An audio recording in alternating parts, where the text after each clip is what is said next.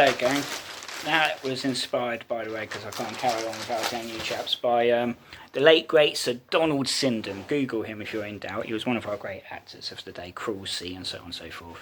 And when he was made a knight in the 90s, I remember on the news, he was by a swimming pool reading his newspaper and pretended to be annoyed reading it, as if he was caught being annoyed, interrupted reading it. Anyway, really wasn't going to do one today, but my hand has been forced by losing the plot.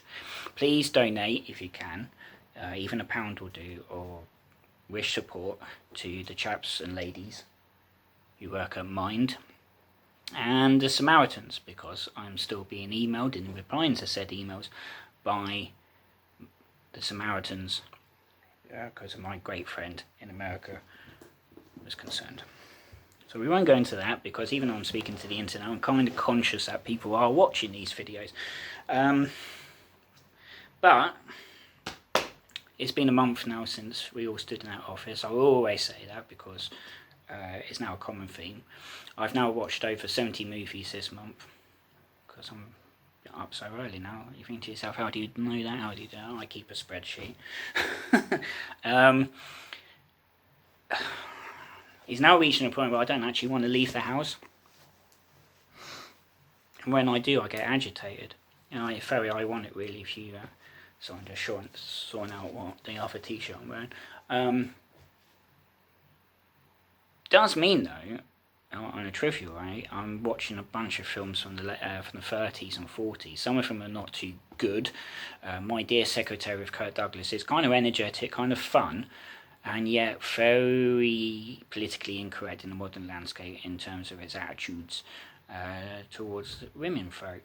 However, the private life of Henry VIII, though slightly historically inaccurate, and indeed is the film that is responsible for all our images of Henry being a gluttonous, shagadelic fool, well, quite entertaining actually. And Charles Lawton is underrated. He's forgotten nowadays. No one knows who he is unless you know your history.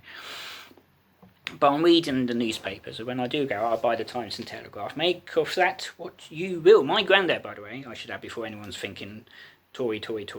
My granddad always has read, all my life anyway, the Telegraph, and if I'm not mistaken, I've got it somewhere at home, somewhere around here.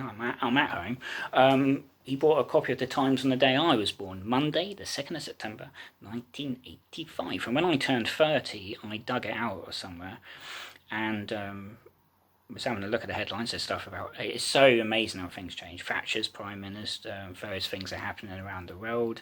The TUC were kicking off about something, cricket, something to do with Zimbabwe, I think.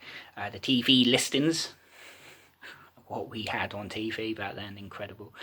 So, yeah, my granddad reads the Telegraph, and he's old Labour. He's voted Labour all of his adult life, so that would be from the Second World War, I'd imagine, onwards. I flicked open the Times once on the crew bus when I worked for the original, and I bought the paper a lot back then. I think back in 2011 it was still in the region of 90p to £1. When I started university in 2005, it was 50p, and now, oh shit, I've put it in the recycling, it's £1.50. Yeah, and the Telegraph I've just started reading because I prefer both of those, and that I just realised, shit, I'm not doing that again. £2 fucking 50. Pardon my French. No wonder the Queen looks pissed off.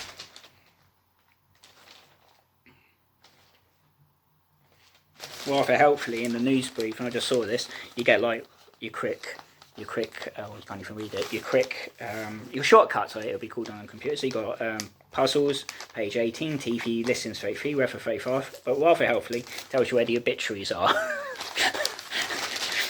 Unfortunately, back in the day, the obituaries was what I read to find out if some of my actors, as I think of them, died. It's how I found out that dear Geoffrey Keane, who's mostly famous today for playing the Minister of Defence in the Bond films from 77 to 87, 5 of Roger Moore's, 1 of Dalton's, died, and I had no idea. And it's not just Bond. I mean, I've just seen him in Free Flame. If you look at look at the IND pages if you're bored, for Geoffrey Keane, Cecil Parker, Sam Kidd, Kydd, Victor Madden, Madd, DERN, so on, and a couple others if you want them. To me, they've been in every single film going in the 50s and late 40s and maybe early 60s.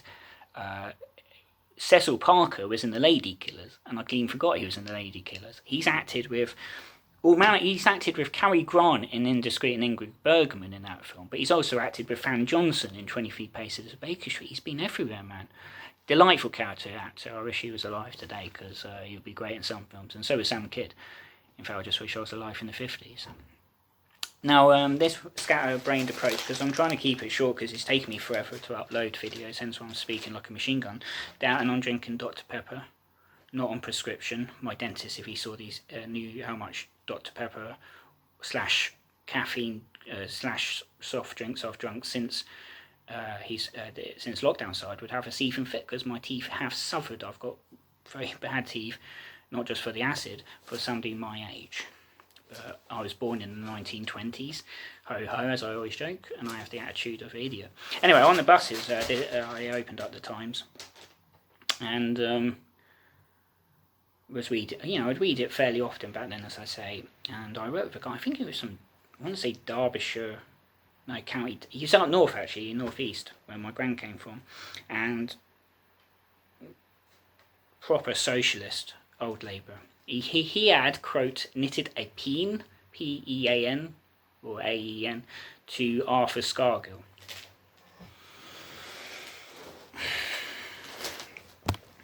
Yes, exactly. Google him if you can, chaps. I keep going lately. I never did on the tour buses. You knew what you were talking about on the tour buses, I just heard someone say. I can hear kids outside. Social distancing my arse. And that's anyway. And he said to me, "You're such a rabid," his word, Tory. And I went, "Hang about, I've never talked politics with you. What are you on about?" And he went, "Well, you always read the Times." And I went, "And my granddad reads the Telegraph, and he's a Labour photo." And he looked at me and said, and I said, "Don't talk to me about that, my granddad like that, schmuck." And then he said, you know where where Margaret Thatcher lives?" And I went, "They told us that during training." He said, "Well, I don't point out." And I go, "Well, I don't do it every tour. And the last time I did it, for a reason, I was doing it downstairs. The original let you go downstairs if it was raining, but you had to go where the majority of people were, so it was sort of a default setting." And I said, we were coming through Chester Square, and I said, "There you go, look for if you chaps look to your right, look for a policeman standing outside," because obviously she was alive back then. That's Mrs. Thatcher's home, and this family just started spitting on the floor of my bus. They were from Derby, and they hated her. I found the whole death party thing when she died rather appalling. I didn't agree with the politics of Tony Benn, but I didn't go out and about. If Jeremy Corbyn popped it tomorrow, I wouldn't be doing that. I know she did. My gran loathed her, by the way. She slapped a children's book out of my hand once because it had illustration of Mrs. Thatcher. And Mum said at the time, "Don't worry about it, it's something you won't understand just yet." So there's that. And it's like, alright, this was meant to be about something else. I was reading the Telegraph, and I've skipped certain articles because I've read them in the Times. The Prince Philip breaking his retirement, quite rightfully, to. And then I saw, first of all, I don't know if you chaps can see it, there you go, a German flag ice cream, and I thought, what's this? Now, apparently I'm behind on social media. I don't do flaming Twitter. My Facebook is mostly so I can tell people about World War II events. By the way, it's the 75th anniversary of the Battle of Berlin this week, and I'm trying to do occasional updates on Facebook. I'm not being pro-Nazi. I find the Battle of Berlin very fascinating because of what happened. Women in particular, well, I won't go into it, this is maybe right. And the headline says, "Lick, then retreat, semicolon, Germany's ice cream edict." And I thought to myself, what? Regional government ridiculed for its detailed instructions as shops start to reopen after lockdown. Now, Germany, unlike this country, has like regional elements. We have local councils. Ours round here has amalgamated Buckinghamshire County Council, Elsbethville District Council, South Bucks Council, and Wickham District Council. Somebody can correct me. They put a vote, by the way, out online and stuff. What name should we call ourselves?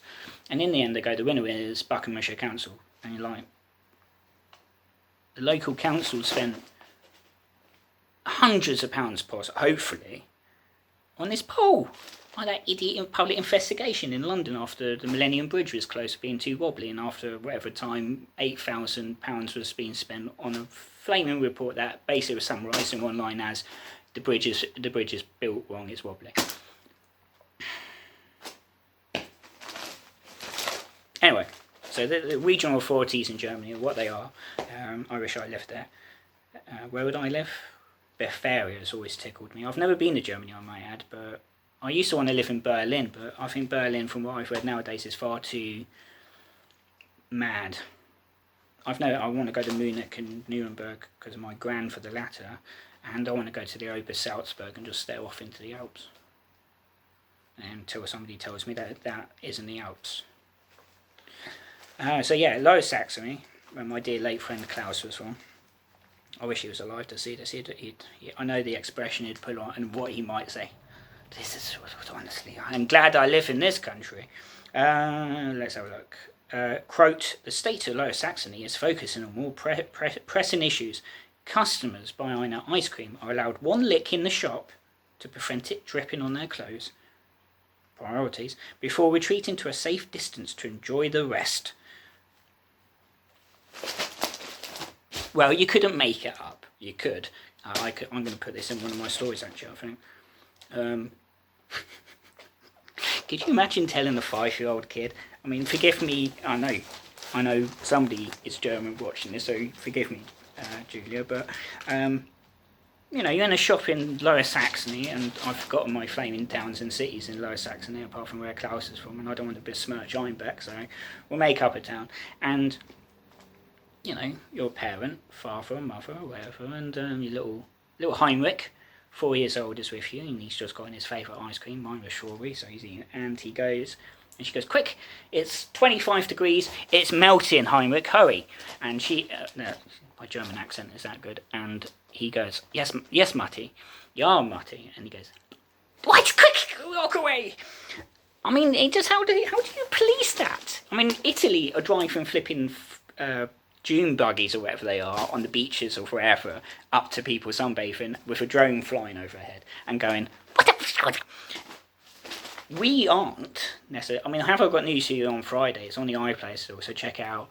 Had an image of some police force somewhere, not an issue, I think it was, and there was, I forget what started off first, but a police officer on the road with a loud hailer going, blah, blah, blah, 2 minutes, and the camera panned left, and he was stood on the edge of an embankment. And about 5 feet away from me is a bloke sunbathing. It's like only the British police could use a flaming loudhailer on a on a bloke. If you're not laughing, it's your own fault. Apparently, restaurants and cafes in Germany, customers are not allowed to consume food until they are at least 50 metres away, which they bracketed as 164 feet. Oh, hang on. The Lower Saxony website is quoted here. A pragmatic approach is permitted when applying the regulation in the case of ice cream. An initial swift lick of a scoop, while rapidly proceeding away from the ice cream parlour, can be permitted in order to prevent ice cream from dripping onto clothing or the floor, it says. Quote, however, the safe limit of 50 metres applies to the consumption of the remaining ice cream. We have a song in England, that we make fun of the Germans for various things. My apologies. I'm not at football matches anyway. What is it? 2 World Wars and 1 World Cup doodah. I think we got to add it now. 2 World Wars and 1 ice cream lick. Work with me, people. If that doesn't make me a firewall sensation, I don't know what won't. Trouble is, I'll be a firewall sensation wearing a Portsmouth shirt and I'll get cyber bullied and stuff. And that's something else going on. This whole be kind business after poor old Caroline Flack killed herself. It's not working. People are still, well, he wasn't going to stop things dead. Didn't think that through, but And I liked Caroline Clapp, by the way. I'm not trying to be facetious. But nothing changes, does it? Like the BBC, I mean, they say they don't do adverts, but let's be honest, they do. They got, I can't remember what it's for, but they got something, they got a young girl, 7 or 8 or whatever, on her phone looking at a picture of her friend who's just had a new haircut or whatever, and it's in the process of writing, your haircut looks stupid. And it edits to sort of see the repercussions of her praising it, and it, like a chain link of people, and then at the end you see her editing the message to, your haircut looks nice, or makes you look pretty, and then it shows her friend on the bus going, oh, thanks. I'm glad all this shit wasn't around when I was being bullied at primary and secondary schools. It was nasty, it was sometimes physical, but mostly verbal. And some would say, oh, come on, it's part of growing up, it makes you a man. My dad certainly had a fairly lackadaisical, cavalier attitude. And it's like, I was in tears once in the changing rooms when I was in years 6 or 7, so I would have been 11, 12. And it was just constant from 2 of them, just saying all this nasty stuff. I can't remember what it was. And I just remember screaming, leave me alone, leave it alone, leave me alone, and stop.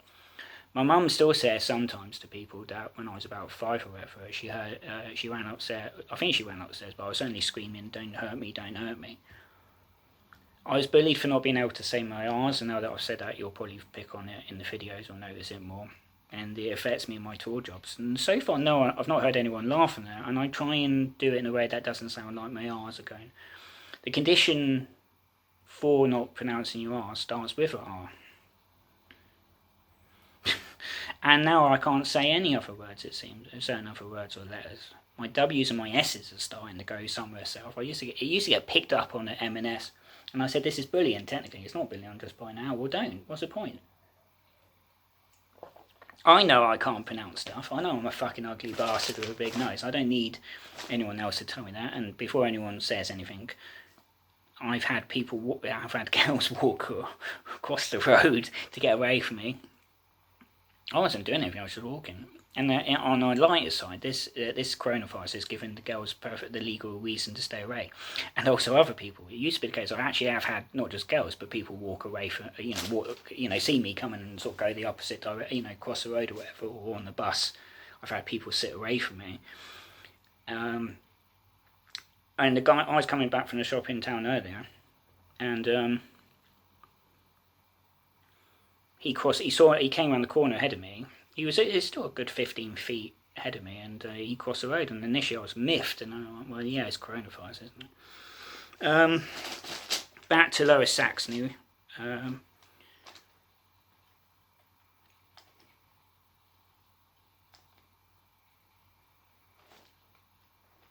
Actually, no, I won't bother, because... Oh, and IKEA have given out the recipe for their meatballs. What a wonderful world we live in. When I was younger, I had crushes on people, actresses and stuff. Some of them I had a crush on Emma Peel until I was old enough to realise that The Avengers had been made almost 30 years before, well, 25 years before I was born.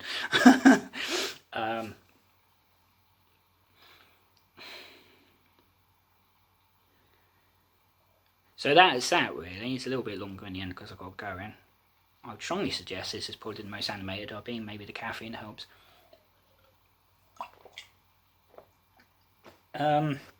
If you chaps haven't seen the writing review series I might do, or the book review, the trouble is, like, so I read so many books, I won't be doing it for every book I read. And also, don't judge, I'm going back through my Star Wars novels for the first time in years, just as after I've been reading nothing but Romans and books about the Nazis in the past the past month or so, and this takes my mind off it.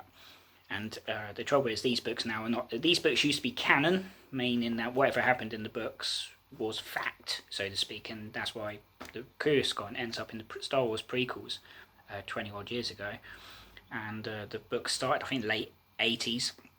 Timothy Zahn, who wrote this book, wrote the first trilogy, and it set out that basically the Empire hadn't simply just disappeared at Endor like you see in Return of the Jedi, and you got the remnants and blah blah blah. Next thing you know, by the time Force Awakens was being made, the universe. You only have to look online. I think somebody's got a video on YouTube called about Star Wars Legends, because in 2014-15, when Disney had taken over, like the evil empire, they said all of the expanded universe, to give it its official name, is now no longer canon.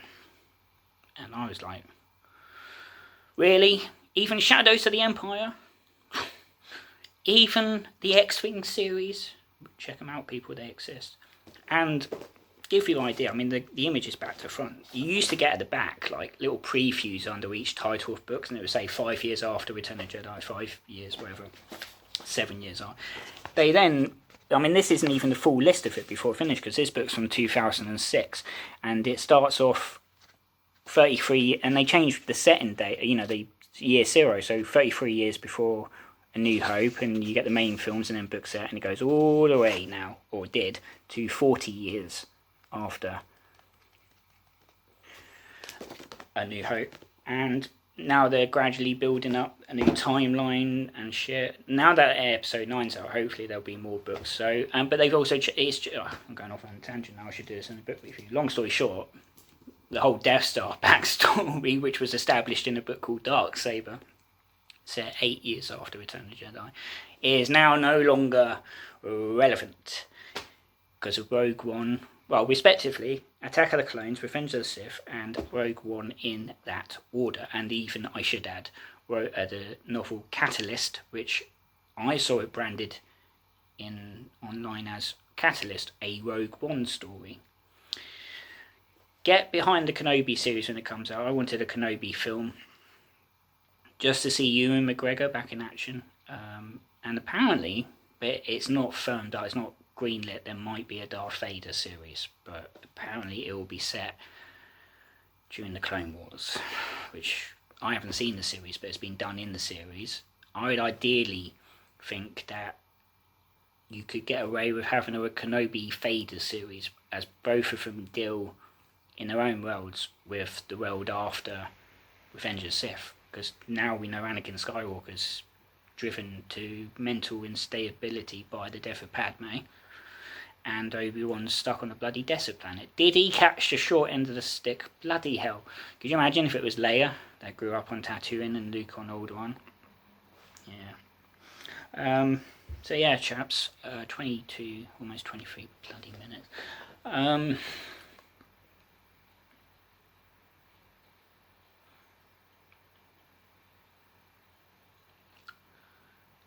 So if anyone is in Lower Saxony, remember, chaps, it is really important to oneself to lick your ice cream once. God help you if it starts melting at a rate of knots, like one ice cream did to me on holiday in Portsmouth when I was a little one.